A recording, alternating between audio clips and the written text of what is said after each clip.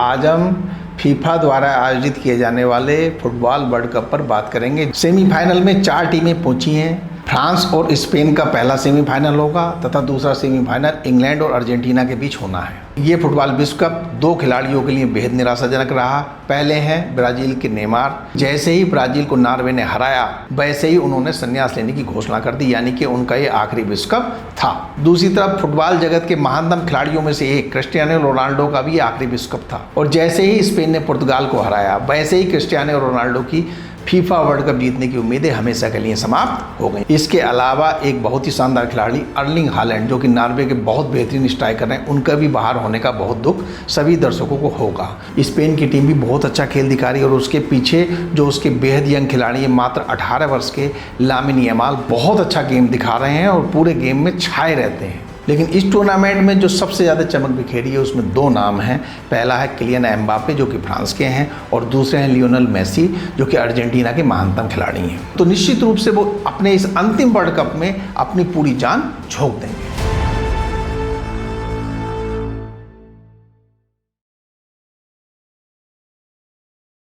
नमस्कार दोस्तों, आज हम फीफा द्वारा आयोजित किए जाने वाले फुटबॉल वर्ल्ड कप पर बात करेंगे, जो कि 2026 में अमेरिका, कनाडा तथा मेक्सिको तीनों देश मिलकर आयोजित कर रहे हैं। ये विश्व कप अपने आखिरी चरण में पहुंच चुका है। अब केवल सेमीफाइनल और फाइनल के मैच बचे हैं। कुल 4 मैच और होने हैं। सेमीफाइनल में 4 टीमें पहुंची हैं। फ्रांस और स्पेन का पहला सेमीफाइनल होगा तथा दूसरा सेमीफाइनल इंग्लैंड और अर्जेंटीना के बीच होना है। सभी जानते हैं फुटबॉल स्पोर्ट्स की दुनिया का बेताज बादशाह गेम है।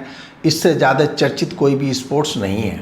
अरबों की संख्या में दर्शक इसको देखते हैं। इस विश्व कप में भी जैसा सभी सोच रहे थे, स्टेडियम खचाखच भरे हुए हैं तथा रोमांच अपने चरम पर पहुंच चुका है। फुटबॉल के स्वरूप तथा उसके इतिहास को अगर देखें तो यूरोप एवं दक्षिण अमेरिका की टीमें ही हमेशा अपना वर्चस्व कायम रखने में सफल रही हैं।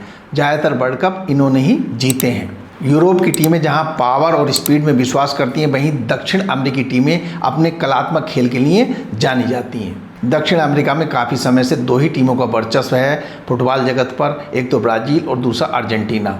ब्राज़ील फुटबॉल वर्ल्ड कप को 5 बार जीत चुका है तथा अर्जेंटीना फुटबॉल वर्ल्ड कप को 3 बार जीत चुका है। वहीं यूरोप में जर्मनी फुटबॉल वर्ल्ड कप को 4 बार जीत चुका है, इटली वर्ल्ड कप को 4 बार जीत चुका है। स्पेन तथा इंग्लैंड, जो इस समय सेमीफाइनल में भी पहुंच चुकी हैं, वो भी वर्ल्ड कप को 1-1 बार जीत चुकी हैं। सभी जानते हैं जर्मनी तथा इटली की टीमें पहले ही फुटबॉल वर्ल्ड कप से बाहर हो चुकी हैं। इस बार ये पहली बार हुआ जबकि टीमों की संख्या बढ़ाकर 48 कर दी गई। इससे कुछ छोटे छोटे देशों की टीमें भी फुटबॉल वर्ल्ड कप में शामिल हो पाईं। ऐसी कई टीमें हैं जिन्होंने दर्शकों को तथा दुनिया को बहुत रोमांचित किया तथा प्रभावित किया। इसमें मैं कैप वर्डे टीम का नाम लेना चाहूँ, लेकिन वहाँ पर अर्जेंटीना के हाथों इसने शिकस्त खाई थी। लेकिन शिकस्त खाने से पहले इसने अर्जेंटीना को जीतने के लिए नाको चने चौवा दिए थे। सभी जानते हैं एशिया में फुटबॉल उतना मजबूत नहीं रहा है। भारत और चीन जैसे बड़े आबादी देश भी अपनी कोई विशिष्ट टीम अभी तक नहीं बना पाए। जापान की टीम बहुत अच्छी है, लेकिन वो भी पहले ही बाहर हो गई। फिलहाल वर्ल्ड कप के सेमीफाइनल में 4 टीमें पहुंच चुकी हैं, जिनमें से फ्रांस, स्पेन तथा इंग्लैंड यूरोप की सशक्त टीमें हैं तथा दक्षिण अमेरिका से केवल एक ही टीम अर्जेंटीना सेमीफाइनल में पहुंची है। दर्शक स्वाभाविक रूप में चाहेंगे कि फुटबॉल विश्व कप के फाइनल में एक दक्षिण अमेरिकी टीम बनी रहे, अर्थात वो अर्जेंटीना की टीम को वहां पर देखना चाहेंगे, जिससे कि यूरोप की फुटबॉल टीम तथा दक्षिण अमेरिका की फुटबॉल टीम के बीच रोमांचक मुकाबले का दर्शक भरपूर आनंद उठा सकें। टीमों के बारे में हम कुछ देर बाद चर्चा करेंगे। पहले हम ऐसे खिलाड़ियों पर चर्चा करेंगे जो इस विश्व कप में न केवल अपनी चमक बिखेरे हैं बल्कि बहुत ऊंचाई तक फुटबॉल को लेकर चले गए हैं। ये फुटबॉल विश्व कप 2 खिलाड़ियों के लिए बेहद निराशाजनक रहा। पहले हैं ब्राज़ील के नेमार। सभी जानते हैं नेमार ब्राज़ील के बहुत ज़बरदस्त स्ट्राइकर रहे हैं, बहुत शानदार खिलाड़ी रहे हैं। हालांकि वो 35 साल के हो चुके थे, लेकिन जैसे ही ब्राज़ील को नॉर्वे ने हराया वैसे ही उन्होंने संन्यास लेने की घोषणा कर दी, यानी कि उनका ये आखिरी विश्व कप था। अब फुटबॉल के दर्शक उन्हें ब्राज़ील के अंतर्राष्ट्रीय मैचों में खेलते हुए नहीं देख पाएंगे। दूसरी तरफ फुटबॉल जगत के महानतम खिलाड़ियों में से एक क्रिस्टियानो रोनाल्डो का भी आखिरी विश्व कप था। वो 41 वर्ष के हो चुके थे और जैसे ही स्पेन ने पुर्तगाल को हराया वैसे ही क्रिस्टियानो रोनाल्डो की फीफा वर्ल्ड कप जीतने की उम्मीदें हमेशा के लिए समाप्त हो गई। वो बहुत उम्दा खिलाड़ी थे, लेकिन क्योंकि पुर्तगाल की टीम कभी भी इतनी मजबूत नहीं रही कि वो वर्ल्ड कप जीत सके, कभी उसने वर्ल्ड कप जीता भी नहीं है, इसलिए अकेले क्रिस्टियानो रोनाल्डो पर हमेशा ही बहुत दबाव बना रहता था, इसलिए वो वर्ल्ड कप जीतने में असफल रहे। उन्हें हमेशा याद रखें, हालांकि वो अभी संन्यास नहीं ले रहे हैं, कुछ मैच और वो खेलते हुए दिखेंगे, लेकिन वर्ल्ड कप अब वो शायद कभी नहीं खेलेंगे। इसके अलावा एक बहुत ही शानदार खिलाड़ी अर्लिंग हालैंड, जो कि नॉर्वे के बहुत बेहतरीन स्ट्राइकर हैं, उनका भी बाहर होने का बहुत दुख सभी दर्शकों को होगा। वो जिस तरह से इस वर्ल्ड कप में अपने करतब दिखा रहे थे, वो क्वार्टर फाइनल से पहले ही 7 गोल दाग चुके थे तथा गोल्डन बूट की रेस में लगातार बहुत आगे बने हुए थे। हालांकि क्वार्टर फाइनल में वो कोई गोल नहीं दाग पाए, वो निश्चित रूप से क्वार्टर फाइनल में गोल दाग देते अगर उनके साथी स्ट्राइकर अलेक्जेंडर सोरलोथ ने उन्हें एक आसान सा पास दे दिया होता। उस समय नॉर्वे की टीम इंग्लैंड से 1-0 से आगे चल रही थी और अर्लिंग हालैंड एकदम अकेले खड़े हुए थे, उनके पास कोई भी इंग्लैंड का डिफेंडर नहीं था, गोल पोस्ट के एकदम वो नज़दीक थे। उन्होंने अलेक्जेंडर सोरलोथ से पास भी मांगा, लेकिन अलेक्जेंडर सोरलोथ पता नहीं क्यों केवल अपने ही दम पे गोल करना चाह रहे थे, उन्होंने उसे पास नहीं दिया और तब तक इंग्लैंड के डिफेंडरों ने उन्हें घेर लिया और वो स्वयं भी गोल करने में असफल रहे। इसके बाद इंग्लैंड की टीम हावी होती गई तथा इंग्लैंड ने नॉर्वे को हरा दिया और ये शानदार खिलाड़ी अपनी टीम के साथ वर्ल्ड कप से बाहर हो गए। यदि इस मैच को नॉर्वे की टीम जीत जाती तो भले ही नॉर्वे की टीम वर्ल्ड कप नहीं जीत पाती, लेकिन निश्चित रूप से गोल्डन बूट की रेस में अर्लिंग हालैंड बहुत आगे रहने वाले थे। इंग्लैंड की टीम सेमीफाइनल में पहुंच चुकी है और उसे सेमीफाइनल पहुंचाने के लिए उसके 2 खिलाड़ी ही मुख्य रूप से जिम्मेदार हैं। इसमें पहले तो हैं हैरी केन और दूसरे हैं जूड बेलिंगम। दोनों ने अभी तक टूर्नामेंट में 6-6 गोल किए हैं, लेकिन मुझे जो लग रहा है जूड बेलिंगम आगे के नॉकआउट मैचों में इंग्लैंड के लिए बहुत कारगर साबित होने वाले हैं। अगर वो सफल हुए तो इंग्लैंड की उम्मीदें लगातार बनी रहेंगी। स्पेन की टीम भी बहुत अच्छा खेल दिखा रही है और उसके पीछे जो उसके बेहद यंग खिलाड़ी है, मात्र 18 वर्ष के लामिन यमाल, बहुत अच्छा गेम दिखा रहे हैं और पूरे गेम में छाए रहते हैं। लेकिन इस टूर्नामेंट में जो सबसे ज़्यादा चमक बिखेरी है उसमें 2 नाम हैं। पहला है किलियन एम्बापे जो कि फ्रांस के हैं और दूसरे हैं लियोनेल मेसी जो कि अर्जेंटीना के महानतम खिलाड़ी हैं। पहले हम चर्चा करेंगे किलियन एम्बापे की। किलियन एम्बापे साल भर उतना अच्छा प्रदर्शन भले ही ना करें, 4 साल उतना अच्छा प्रदर्शन भले ही ना करें, लेकिन वर्ल्ड कप आते आते वो पता नहीं दूसरी तरह के खिलाड़ी हो जाते हैं, वो अलग ही लेवल पर जाकर खेलने लगते हैं। उनके रिकॉर्ड देखिए, अभी वो मात्र 27 वर्ष के हैं और वर्ल्ड कप इतिहास में उनके 20 गोल हो चुके हैं। वो केवल मेसी से 1 गोल पीछे हैं। मेसी ने 21 गोल किए हैं, उन्होंने कुल 20 गोल किए हैं। 20 गोल ही नहीं किए, 5 गोल उन्होंने असिस्ट भी किए, यानी कि लगभग वो 25 गोलों में अपना योगदान फ्रांस के लिए दे चुके हैं। और मात्र 27 वर्ष की उम्र आने तक वो फ्रांस को 2 बार वर्ल्ड कप के फाइनल में पहुंचा चुके हैं और 2018 में वो फ्रांस को चैंपियन भी बना चुके हैं। 2022 में भी उन्होंने फ्रांस को लगभग चैंपियन बना ही दिया था, क्योंकि उन्होंने उस फाइनल में हैट्रिक लगाई थी अर्जेंटीना के खिलाफ।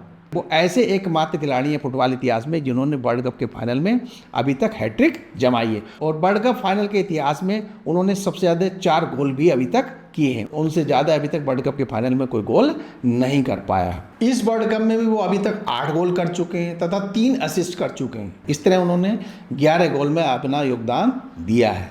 मेसी से भी इस मामले में वो अब आ गए हैं। वो बेहद बढ़िया फिनिशर हैं तथा उनमें असाधारण स्पीड है तथा असाधारण पावर है। वो इतनी तीव्रता से दौड़ते हैं कि विपक्षियों में भय पैदा हो जाता है। जब से वो फ्रांस की टीम में आए हैं तब से फ्रांस की टीम वर्ल्ड कप में अलग ही लेवल पर खेल रही है। अब आते हैं फुटबॉल जगत के सबसे महानतम खिलाड़ियों में से एक अर्जेंटीना के लियोनेल मेसी पर। वो 39 वर्ष के हो चुके हैं। 2016 के बाद वो अत्यधिक निराश हो चुके थे, लेकिन 2022 में उन्होंने कतर में जो विश्व कप हुआ था उसमें अर्जेंटीना को उन्होंने चैंपियन बनाया था और फाइनल में भी उन्होंने बेहद अच्छा प्रदर्शन किया था। वो अर्जेंटीना को अभी तक 2 फाइनल में पहुंचा चुके हैं। 2014 के फाइनल में जब उन्होंने अर्जेंटीना की टीम को फाइनल में पहुंचाया था तो उस समय वो जीतते जीतते रह गई थी। जर्मनी के एक गुमनाम से खिलाड़ी ने अचानक से अर्जेंटीना पे गोल कर दिया तथा अर्जेंटीना की टीम हार गई थी। वो लियोनेल मेसी के लिए बहुत बड़ी निराशा के पल थे, लेकिन उस सब से उभरते हुए फाइनली उन्होंने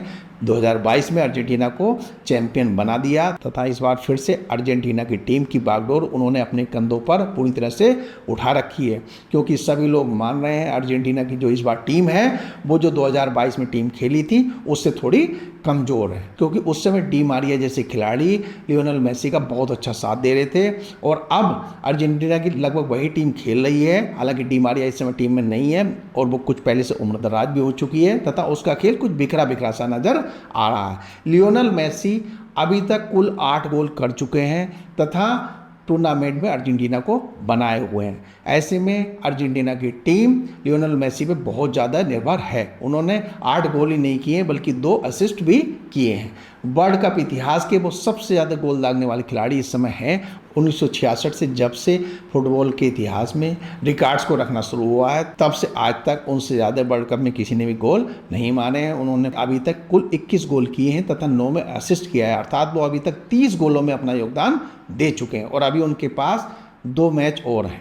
2 मैच इसलिए हैं, अगर सेमीफाइनल में अर्जेंटीना हार भी जाती है तो तीसरे नंबर के लिए भी वो दूसरी टीम से खेलेंगे, तो उनको 2 मैच मिलेंगे। इसलिए गोल्डन बूट की रेस में किलियन एम्बापे को वो कड़ी टक्कर इस उम्र में भी दे रहे हैं। अगर किसी भी तरह से इस बार अर्जेंटीना वर्ल्ड कप जीत गया, जिसकी उम्मीद लोग कम ही कर रहे हैं, लेकिन अगर चमत्कारिक रूप से दक्षिण अमेरिका की ये शानदार टीम जीतने में सफल रहती है तो निश्चित रूप से वो गोट हो जाएंगे, यानी कि फुटबॉल इतिहास के सबसे महान खिलाड़ी कहे जाएंगे। हालांकि ज़्यादातर लोग अभी भी मान रहे हैं कि वो गोट है, गोट यानी कि ग्रेटेस्ट ऑफ ऑल टाइम। ज़्यादातर लोग ही नहीं मान रहे हैं बल्कि किलियन एम्बापे जैसे खिलाड़ी भी उनको अभी तक का सबसे शानदार प्लेयर, सबसे बेस्ट प्लेयर मानते हैं। तो निश्चित रूप से वो अपने इस अंतिम वर्ल्ड कप में अपनी पूरी जान झोंक देंगे। उनके खेल पर उम्र का उतना असर दिखाई भी नहीं दे रहा। एक समय ये जरूर था जब लोग कहते थे कि जब वो खेलते हैं तो फिजिक्स के नियम भी फेल होने लगते हैं, क्योंकि जितनी स्पीड से वो अपने पैरों से गेंद को चिपका कर दौड़ते हैं, ऐसा करना फिजिक्स के नियमों के भी खिलाफ जाने लगता है। इसीलिए कहा जाता है कि वो फुटबॉल जगत के सबसे महान खिलाड़ी हैं। फुटबॉल की जब हम बात करते हैं तो सभी का ध्यान स्ट्राइकर पर रहता है, क्योंकि वो गोल दागते हैं, चर्चा का विषय वही बनते हैं, वही सुर्खियों में भी ज़्यादा आते हैं। जबकि ऐसा नहीं है, डिफेंडर और गोलकीपर भी अपनी भूमिका को बहुत तेज़ी से निभाते हैं। अगर डिफेंडर और गोलकीपर अच्छे ना हो तो किसी भी टीम के लिए जीतना असंभव हो जाता है। तो थोड़ा गोलकीपर की भी चर्चा करते हैं, क्योंकि जो बेस्ट गोलकीपर होता है उसे गोल्डन ग्लव का पुरस्कार दिया जाता है। इस बार 3 गोलकीपर को बेस्ट माना जा रहा है। अब देखते हैं इसमें कौन गोल्डन ग्लव जीत पाएगा। पहले नंबर पर है फ्रांस के गोलकीपर माइक माइनन, बेहद अच्छा काम कर रहे हैं, लेकिन ये जरूर है कि उनको फ्रांस की मजबूत डिफेंस से बहुत सहायता मिल रही है। फ्रांस की डिफेंस बहुत मजबूत है, अभी वो पहले नंबर पर माने जा रहे हैं। गोल्डन ग्लव के लिए दूसरे सबसे बड़े उम्मीदवार हैं उनाई सिमोन, जो कि स्पेन के शानदार गोलकीपर हैं। वो बहुत अच्छी फॉर्म में है, कुछ लोग तो ये मान रहे हैं कि वो फ्रांस के गोलकीपर से भी अच्छे हैं। तीसरे नंबर पर है अर्जेंटीना के मशहूर गोलकीपर एमिलियानो मार्टिनेज। सभी जानते हैं बहुत शानदार गोलकीपर है, खासकर पेनल्टी शूटआउट में जब मुकाबला पहुंचता है तो वो सबसे बड़े स्टार के रूप में उभरते हैं। पिछले विश्व कप में सभी ने उनका कमाल देखा था, जब फाइनल में अर्जेंटीना फ्रांस को हराने में सफल रही थी। यही नहीं, पिछले वर्ल्ड कप के गोल्डन ग्लव विजेता भी वही थे, इसलिए उनको अभी भी नज़रअंदाज नहीं किया सकता। हो सकता है वो अपना लेवल और ऊपर उठा लें तथा अर्जेंटीना को विश्व विजेता बनाने में सफल रहें। लेकिन इनके साथ एक ही समस्या है, इस बार अर्जेंटीना का डिफेंस पहले के मुकाबले बहुत कमज़ोर है। अर्जेंटीना ने इस टूर्नामेंट में इंग्लैंड के बराबर ही सबसे ज़्यादा गोल खाए हैं, ऐसे में उनकी क्षमता भी कुछ कुंद हो जाती है। हो सकता है अर्जेंटीना आने वाले समय में अपनी डिफेंस पर कुछ काम करे, उसका लेवल उठाए और मार्टिनेज अपनी टीम को विजेता बनाने में सफल हो जाए और गोल्डन ग्लव के भी हकदार हो जाएं। अब आते हैं हम सेमीफाइनल में पहुंची 4 टीमों पर। सभी जानते हैं 4 टीमें फ्रांस, स्पेन, अर्जेंटीना और इंग्लैंड सेमीफाइनल में पहुंच चुकी है। अलग अलग लोग अलग अलग तरह की भविष्यवाणी कर रहे हैं, लेकिन ओप्टा का सुपर कंप्यूटर बता रहा है कि फ्रांस ही इस बार वर्ल्ड कप जीतेगा। सबसे ज़्यादा संभावना फ्रांस की ही वो कर रहा है। ज़्यादातर AI सिस्टम भी, एल्गोरिदम भी फ्रांस की जीतने की संभावना को ही दर्शा रहे हैं। ये सच भी है कि फ्रांस की टीम इस टूर्नामेंट की सबसे अच्छी टीम है, क्योंकि उसके स्ट्राइकर भी बहुत अच्छे हैं, उसका डिफेंस भी बहुत अच्छा है, उसका गोलकीपर भी बहुत अच्छा है। उस टीम में कोई कमी नज़र नहीं आ रही है। उसने बहुत ज़्यादा गोल दागे हैं, पता था बहुत कम गोल खाए हैं। तो स्वाभाविक रूप में फ्रांस इस वर्ल्ड कप की सबसे अच्छी टीम होने के नाते सबसे अच्छी उम्मीदों के साथ सेमीफाइनल खेलने उतरेगी। इस टूर्नामेंट की दूसरी संभावित विजेता स्पेन को माना जा रहा है। स्पेन की टीम बहुत मजबूत है, खासकर इसका डिफेंस बहुत मजबूत है, इसका गोलकीपर बहुत अच्छा है और सबसे बड़ी बात इस टीम की ये है कि ये गेंद को सबसे ज़्यादा अपने पास रखती है, यानी कि गेंद का पोजीशन अधिकतर समय अपने पास ये रखती है। 60% से ऊपर पोजीशन अपने पास ये रखने में सफल रहती है, यानी कि विपक्षी टीम को ये गेंद बहुत कम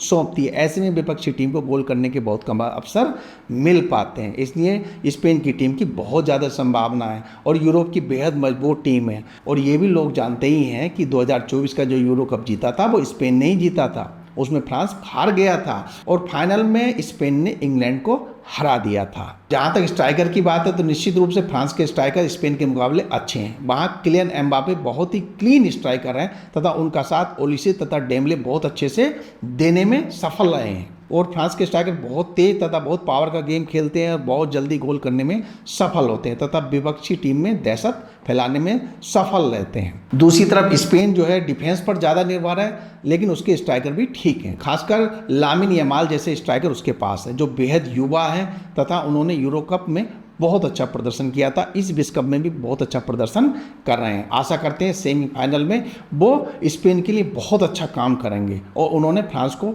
इस संदर्भ में चेतावनी भी अपनी दे दी है। दूसरी तरफ स्पेन में सुपर सब के रूप में मेरिनो बहुत अच्छे रूप में उभरे हैं। उन्होंने पिछले 2 मैच में सुपर सब के रूप में आकर 2 गोल किए हैं और वो स्पेन को जिताने में सफल हुए हैं। ऐसे में फ्रांस और स्पेन की बहुत तगड़ी टक्कर होने वाली है। मुझे तो ऐसा लग रहा है कि कहीं स्पेन फ्रांस को हरा ना दे, ऐसा मुझे नहीं लग रहा, बहुत सारे अन्य फुटबॉल विशेषज्ञों को भी लग रहा है कि फ्रांस को स्पेन चौंकाकर फाइनल में पहुंच सकती है। दूसरे सेमीफाइनल पर अगर नज़र डालें तो इंग्लैंड और अर्जेंटीना की टीम में बहुत अंतर मुझे दिखाई नहीं दिख रहा है। हालांकि बहुत सारे लोग अर्जेंटीना की टीम को इंग्लैंड से कमज़ोर मान रहे हैं तथा इंग्लैंड को विजेता के रूप में देख रहे हैं, लेकिन लोगों को शायद इन दोनों टीमों के इतिहास का नहीं पता है। लोगों को थोड़ा इन दोनों देशों की हिस्ट्री में मैं ले आना चाहूँगा। अर्जेंटीना और इंग्लैंड के बीच दक्षिण अटलांटिक महासागर के पूर्वी तट पर जो फाकलैंड द्वीप समूह है उसको लेकर हमेशा से विवाद रहा है, संप्रभुता को लेकर, सॉवरेनिटी को लेकर। इसी संदर्भ में इंग्लैंड ने अर्जेंटीना की संप्रभुता को इस फाकलैंड द्वीप समूह पर चुनौती देने के लिए 1982 में अपना सैन्य बल भी भेजा था। इससे दोनों देशों के संबंध हमेशा से खराब रहे हैं तथा दोनों देश फुटबॉल में भी एक दूसरे के सामने करो या मरो की स्थिति में खेलते हैं, जैसा कि भारत और पाकिस्तान क्रिकेट में एक दूसरे के खिलाफ खेलते हैं। ऐसे में अर्जेंटीना और इंग्लैंड का ये सेमीफाइनल बहुत रोमांचक होगा तथा दोनों टीमें अपनी जान लगा देंगी तथा दोनों टीमें अपने लेवल को ऊपर उठा देंगी। जहाँ तक इंग्लैंड की बात है तो जो पिछला मैच उसका नॉर्वे के साथ हुआ है उसमें निश्चित रूप से उसके भाग्य ने साथ दिया है। मैं पीछे बता चुका हूँ, अगर नॉर्वे के स्ट्राइकर अलेक्जेंडर सोरलोथ अर्लिंग हालैंड को एक बेहद आसान पास दे देते तो निश्चित रूप से नॉर्वे इंग्लैंड से 2-0 से आगे हो जाता और हो सकता था कि आज नॉर्वे ही इंग्लैंड की जगह सेमीफाइनल में होता, लेकिन इंग्लैंड का भाग्य ने साथ दिया और अंत जूड बेलिंगम के शानदार 2 गोलों की मदद से इंग्लैंड विजयी बनने में सफल रहा। लेकिन इंग्लैंड का हमेशा ऐसे भाग्य साथ देने वाला नहीं है। जहाँ तक अर्जेंटीना की बात है तो वो पूरी तरह से अभी तक लियोनेल मेसी पर निर्भर नजर आ रही थी, लेकिन क्वार्टर फाइनल में मेसी ने कोई गोल नहीं किया, उसके बावजूद भी अर्जेंटीना जीतने में सफल रही। उसके 2 खिलाड़ियों जूलियन अल्वारेज तथा लुटारो मार्टिनेज ने उस मैच में अच्छा प्रदर्शन किया तथा दोनों ने गोल किए। खासकर अल्वारेज ने बहुत ही शानदार टूर्नामेंट का एक बेहद शानदार गोल करते हुए अर्जेंटीना को विजयी बनाने में अपना योगदान दिया। तो ऐसे में ये कहना पूरी तरह से ठीक नहीं होगा कि अर्जेंटीना की टीम पूरी तरह लियोनेल मेसी पर ही निर्भर है।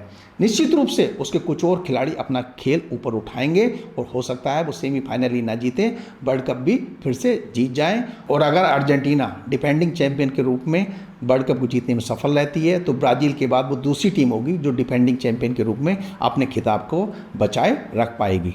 जहाँ तक ओप्टा के सुपर कंप्यूटर की भविष्यवाणी की बात है या AI की बात है तो निश्चित रूप से इस वर्ल्ड कप को जीतने की सबसे ज़्यादा संभावना फ्रांस की है, उसके बाद स्पेन की है, उसके बाद इंग्लैंड की है, उसके बाद अर्जेंटीना की है। लेकिन हो कुछ भी सकता है, चारों टीमों में बहुत अंतर नहीं है। इसीलिए एक अर्जेंटीना के बहुत बड़े फैन ने कहा है कि अगर फुटबॉल का अनुमान भी एल्गोरिदम ही लगाने लगेगा तो लियोनेल मेसी जैसे महान खिलाड़ियों के अस्तित्व के होने का मतलब फिर क्या रह जाएगा। इसलिए ये एक कला है, इसलिए मेरे हिसाब से अभी भी कला का सही अनुमान एल्गोरिदम नहीं लगा पाएगा, AI नहीं लगा पाएगा। हो सकता है 10 साल बाद वो इंसानों से अच्छा आकलन करने लगे, लेकिन फिर भी कला में उससे गलत होने की संभावना बनी रहेगी। देखते हैं एल्गोरिदम की भविष्यवाणी सही होती है या लियोनेल मेसी जैसे महान खिलाड़ियों की इच्छा पूरी होती है। धन्यवाद।